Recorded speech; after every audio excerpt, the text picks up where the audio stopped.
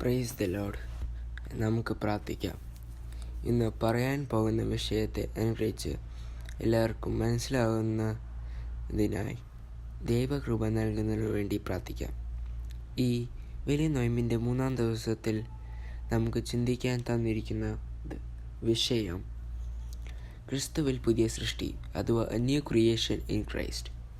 അതിനായി നമുക്ക് ചിന്തിക്കാൻ തന്നിരിക്കുന്ന ഭാഗം യോഹന്നാൻ്റെ സുവിശേഷം 3-ാം അധ്യായം 1 മുതൽ 8 വരെയുള്ള വാക്യങ്ങളിൽ നിന്നാണ്.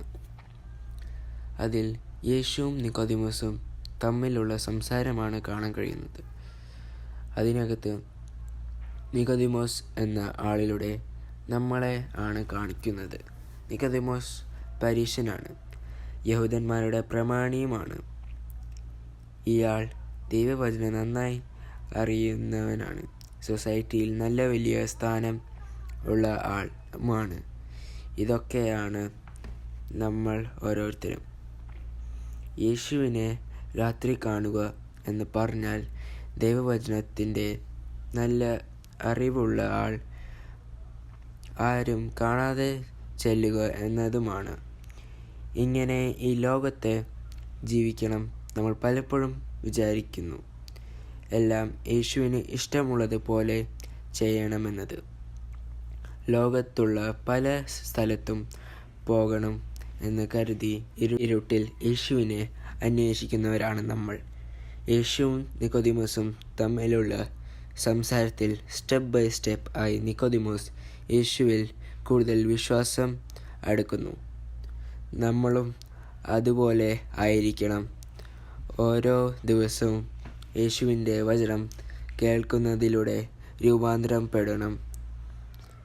ഇല്ലെങ്കിൽ നമ്മുടെ സ്വർഗരാജ്യം ലഭിക്കില്ല എന്നതാണ് 3-ാം വാക്യത്തിൽ പറയുന്നത്. ഇതിൻ്റെ അവസാനത്തിൽ പറയുന്നത്, ആരും കാറ്റ് കാണില്ല, പക്ഷെ അതിൻ്റെ പ്രവൃത്തി കാണുന്നു. മരങ്ങൾ അനങ്ങുന്നതിലൂടെയാണ് മനുഷ്യൻ്റെ ഹൃദയങ്ങളിൽ ദൈവത്തിൽ പ്രവർത്തിക്കാൻ കാണുന്നത്.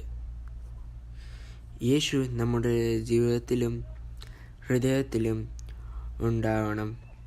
അങ്ങനെ നമ്മൾ പുതിയ ഒരു സൃഷ്ടിയായി മാറണം.